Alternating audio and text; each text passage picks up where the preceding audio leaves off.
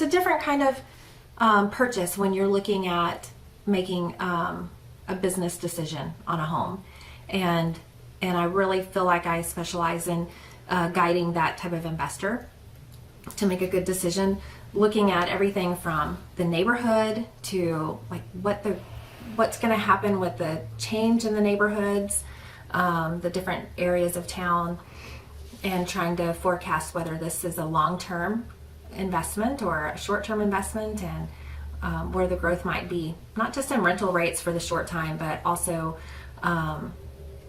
what the value of the property is going to be in the future. Is this going to grow?